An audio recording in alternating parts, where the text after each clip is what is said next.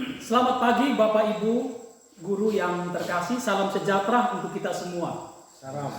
Mari kita awali pertemuan kita dengan berdoa. Kepada Bapak Leo kami silakan. Kami memuji Dikau Tuhan kini dan sepanjang masa.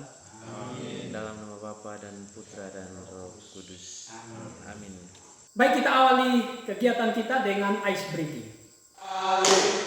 Kita dansa 4 kali, sorong ke kiri, sorong ke kanan, la la la la la la la la la la.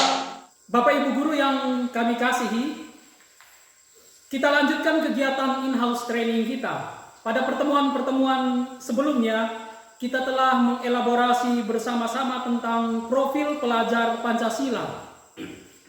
Dalam kesempatan kali ini, kita akan berdiskusi bersama tentang pendidikan yang memerdekakan. Suatu filosofi pendidikan yang telah dipromosikan oleh Bapak Pendidikan kita, Ki Hajar Dewantara. Romo Kepala Sekolah, Romo Ardus akan mengarahkan kita, memimpin kita dalam pertemuan ini. Jalannya pertemuan dan materi akan disampaikan oleh Romo Ardus. Kepada Romo Kepala Sekolah kami silakan. Baik, terima kasih Pater Juan. Selamat pagi teman-teman guru sekalian. Selamat pagi. Baik, kita sudah mendengar profil pelajar Pancasila dalam pertemuan kemarin ya. Mudah-mudahan sudah ditangkap maksudnya dan bagaimana arah dari kurikulum sekolah penggerak tahun ini yang akan diimplementasikan di sekolah kita harus pada akhirnya menuju kepada profil pelajar Pancasila. Tapi seperti apa profil pelajar Pancasila? Seperti yang dikatakan oleh moderator tadi, kita harus memahami benar filosofi pendidikan tokoh pendidikan kita yaitu Ki Hajar Dewantara. Alur kegiatan kita, saya tidak akan memberikan materi terlalu banyak, tetapi fotokopian yang sudah dibagikan kepada Bapak Ibu guru bisa nanti dibaca dan didiskusikan dalam kelompok. Saya hanya akan menyajikan video tentang bagaimana pendidikan di masa kolonial, kemudian bagaimana filosofi pendidikan Ki Hajar Dewantara. Di dalam kelompok, Bapak Ibu guru sebentar akan berdiskusi sekaligus berefleksi bersama. Apa tujuan kegiatan kita pagi ini? Sekurang-kurangnya ada 3 seperti yang saya sampaikan tadi. Bapak Ibu guru atau kita semua memahami filosofi pembelajaran yang memerdekakan berdasarkan pemikiran Ki Hajar Dewantara. Yang kedua, peserta kita para guru dapat memberi contoh dan menjelaskan filosofi pembelajaran yang memerdekakan yang telah dilaksanakan di sekolah kita di SMA swasta Seminari Pius XI Kisol selama ini. Dan yang ketiga, kita semua sebagai guru dapat merumuskan langkah-langkah atau tips strategis sebagai rencana tindak lanjut untuk memperbaiki atau meningkatkan pembelajaran yang memerdekakan di sekolah kita di SMA swasta Seminari Pius XI Kisol. Nah, produk yang diharapkan dihasilkan oleh Bapak Ibu guru sebentar dari kegiatan ini yaitu contoh pembelajaran yang memerdekakan. Silakan nanti ditulis pada lembaran yang sudah dibagikan, nanti akan dipresentasikan oleh kelompok masing-masing. Itu satu. Lalu yang kedua, nanti sebuah poster tulisan sederhana, tips atau semboyan, moto sebagai rencana tindak lanjut, peran fungsi Bapak Ibu guru untuk mewujudkan atau melaksanakan pembelajaran yang memerdekakan. Ya, Bapak Ibu guru siap untuk itu? Siap. Oke, baik. Nah, kita lihat sekilas video ini ya. Salam dan bahagia, Bapak Ibu calon guru penggerak. Video ini akan menggambarkan tentang pendidikan zaman kolonial, sekaligus menjadi pengantar bagi Anda untuk berefleksi kembali perjalanan pendidikan Indonesia dari zaman kolonial hingga saat ini. Anda pada tahun 1854. Beberapa bupati menginisiasi pendirian sekolah-sekolah kabupaten, tetapi hanya untuk mendidik calon-calon pegawai. Rakyat hanya diberikan pengajaran membaca, menulis, dan berhitung seperlunya, dan hanya mendidik orang-orang pembantu dalam mendukung usaha dagang mereka.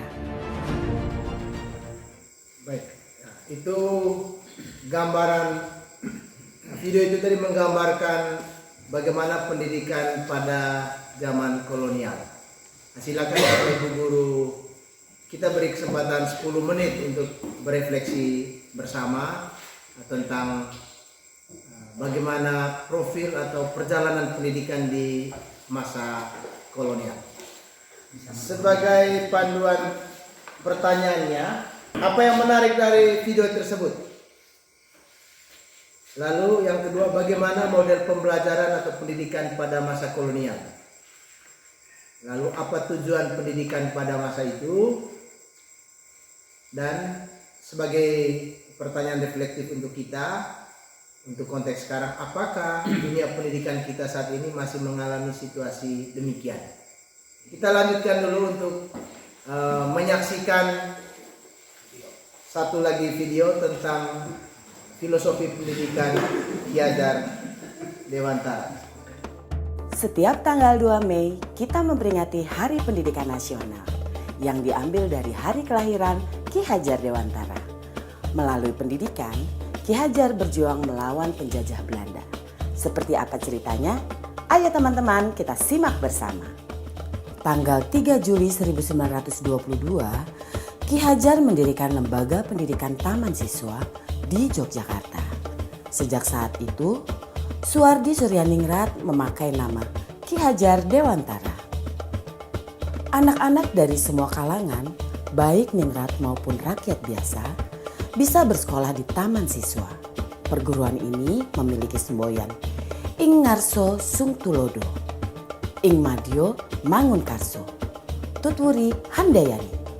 Artinya, di depan memberi contoh, di tengah membangun semangat, dan di belakang memberi dorongan. Semboyan Tutwuri Handayani pun hingga kini tetap dipakai dalam dunia pendidikan Indonesia.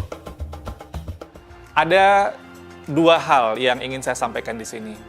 Pertama, beliau berkata bahwa pendidikan adalah tempat persemaian benih-benih kebudayaan.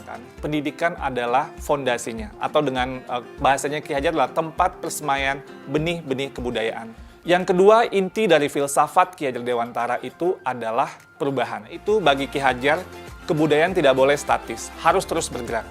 Dalam upaya pemeliharaan kebudayaan, bagi Ki Hajar itu harus terus bergerak sesuai dengan kodrat alam dan kodrat zamannya.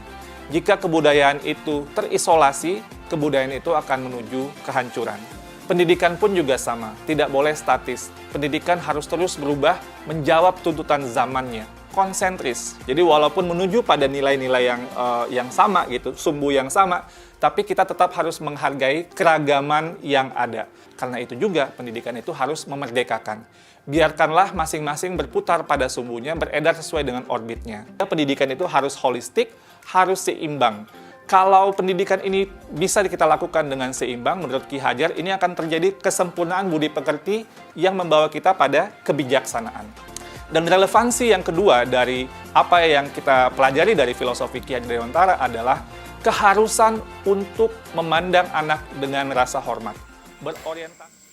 Baik, setelah menyaksikan video tentang profil pendidikan menurut Ki Hajar Dewantara, mari kita berefleksi bersama Bapak Ibu Guru, masih dalam kelompok. Ini pertanyaan refleksinya. Yang pertama, hal apa saja yang menarik dari poin-poin penting tentang cita-cita Ki Hajar Dewantara tentang pendidikan? Apa saja poin menarik menurut Bapak Ibu Guru ya? Lalu yang kedua, ada satu bagian penting refleksi tentang pendidikan, filosofi pendidikan Ki Hajar Dewantara, dikatakan demikian. Pendidikan atau proses pendidikan itu haruslah sebuah proses menjemput peradaban. atau menjemput kebudayaan. Apa maksudnya? Lalu juga dikatakan tadi ada ungkapan yang padi hendaklah ia dirawat sebagai padi. Dan ungkapan ini dalam konteks orientasi pendidikan itu harus berhamba pada peserta didik. Apa maksudnya? Setelah menjawab pertanyaan reflektif itu, lalu Bapak Ibu Guru bisa merangkum konsep-konsep dasar filosofi pendidikan menurut Ki Hajar Dewantara. Buat dalam matriks atau gambar, sehingga nanti kita mendapat gambaran menurut kelompok masing-masing seperti apa profil pendidikan yang menjadi cita-cita Ki Hajar Dewantara. Lalu pertanyaan refleksi terakhir dalam kelompok, apa saja nilai-nilai pendidikan Ki Hajar Dewantara yang Bapak Ibu Guru alami atau temukan di lembaga pendidikan kita ini di SMA Seminari Pius XII Kisoli. Saya kira demikian untuk hari ini materinya Pater. Saya kembalikan ke Pater. Nanti pada akhir sesi saya minta barangkali kelompok menunjukkan hasil kerjanya berupa poster tentang tips tentang nilai-nilai pendidikan menurut Ki Hajar Dewantara. Guru berjalan di depan, berjalan di samping, mendorong dari belakang demi pendidikan yang memerdekakan. Kita beri tepuk tangan. Lalu kelompok Pak Barno, ya. Baik, kalau Pak Barno dan Fraterino yang membacakan, ya. Tanam padi, tumbuh padi, wujudkan peserta didik yang sejati, pribadi luhur dan berbudi.